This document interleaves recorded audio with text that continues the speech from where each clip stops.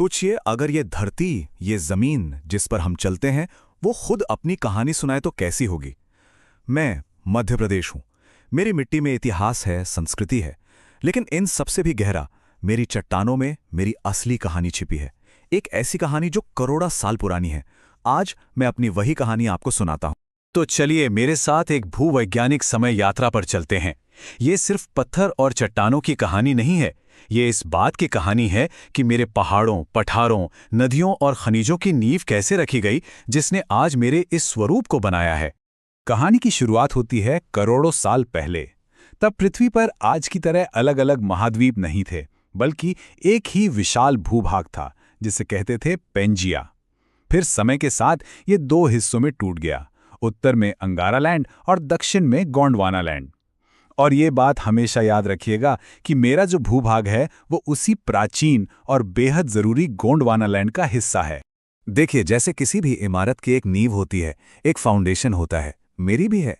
और मेरी ये नींव उन चट्टानों से बनी है जो तब बनी थीं जब ये पृथ्वी बस आग का एक धधकता हुआ गोला थी। इन्हें हम कहते हैं आर्कियन क्रम की चट्टानें। ये सबसे पुरानी, सबसे बुनियादी चट्टानें हैं। क्योंकि ये सीधे लावा के ठंडा होने से बनी, इसलिए ये आग्नेय और रवेदार हैं।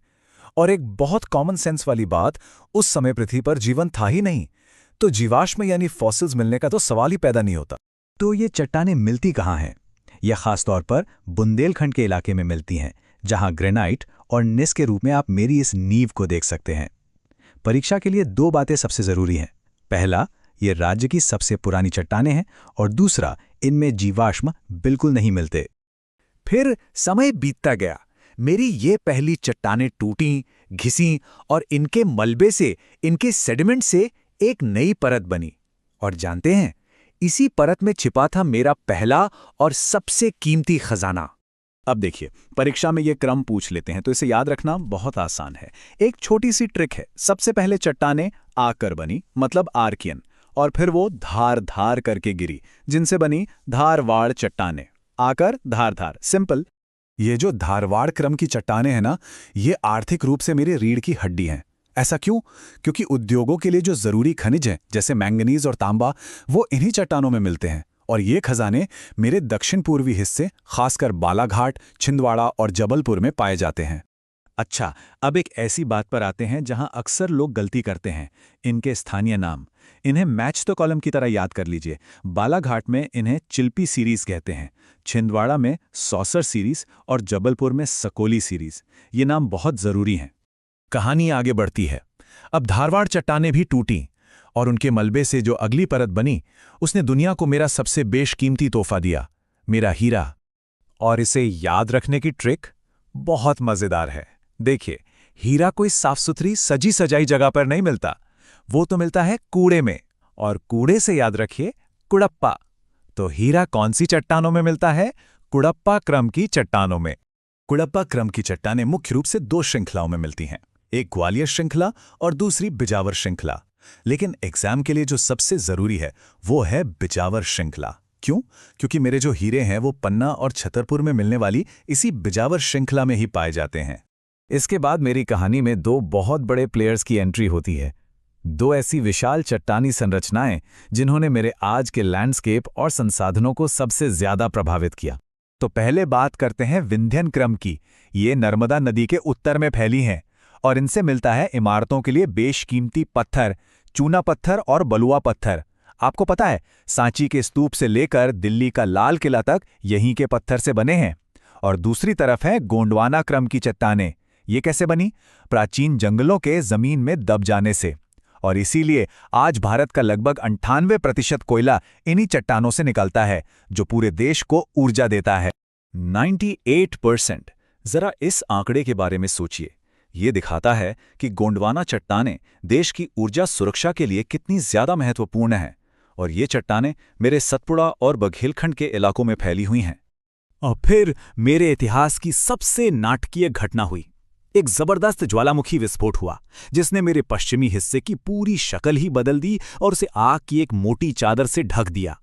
लेकिन ये वैसा वाला ज्वालामुखी नहीं था जैसा हम फिल्मों में देखते हैं, जो फटता है। नहीं, ये एक दरारी उद्भेदन था। मतलब जमीन में दरारें पड़ी और उनसे लावा धीरे धीरे बहकर एक चादर की तरह फैलता गया।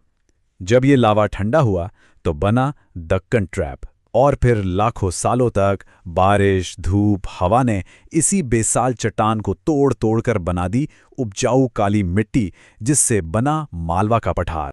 तो अब तक हमने जो भी परतें देखीं, चलिए उन सब को एक साथ एक खजाने के नक्शे पर देखते हैं।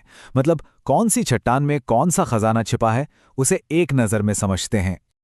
आइए इस टेबल से सब कुछ एक साथ दोहरा लेते हैं। धारवाड़ में क्या मिलता है? मैंगनीज। कुड़प्पा में हीरा। विंध्यन में चूना पत्थर और बलुआ पत्थर। गोंडवाना में कोयला।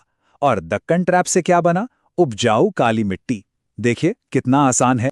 चलिए अब जरा एग्जाम मोड में आते हैं, उन पॉइंट्स पर ध्यान देते हैं जहां प्रतियोगी परीक्षाओं में अक्सर सवाल फंसाते हैं और गलतियां होने की संभावना रहती है। ये सबसे बड़ा कंफ्यूजन पॉइंट है। याद रखिए, हीरा मिलता है कूड़े में यानी कुड़प्पा से, कोयला मिलता है गोंडवाना के प्राचीन जंगलों से, काली मिट्टी बनी है दक्कन के लावा से, और लाल बलुआ पत्थर मिलता है विंध्यन श्रृंखला से। इसे दिमाग में एकदम लॉक कर लीजिए। तो चलिए अंत में पूरी कहानी को एक बार फिर से दोहराते हैं, शुरू से लेकर आखिर तक, एक क्विक रिवीजन स्टोरी के रूप में, ताकि ये हमेशा के लिए याद हो जाए। तो मेरी कहानी शुरू हुई आग के गोले से बनी आर्कियन नींव से। फिर उस नींव पर धारवाड़ के खजाने जमा हुए। उसके मलबे से बनी कुड़प्पा चट्टानों में मेरे हीरे छिपे। फिर विंध्यन ने मुझे इमारतें बनाने के लिए पत्थर दिए और गोंडवाना ने ऊर्जा दी। और आखिर में दक्कन के लावा ने मुझ पर काली मिट्टी की उपजाऊ चादर बिछा दी। मेरी कहानी चट्टानों में लिखी है, लेकिन भविष्य की कहानी इस बात से लिखी जाएगी कि हम इन प्राकृतिक खजानों का उपयोग कैसे करते हैं। ये एक ऐसा सवाल है जिस पर हम सभी को मिलकर विचार करना चाहिए।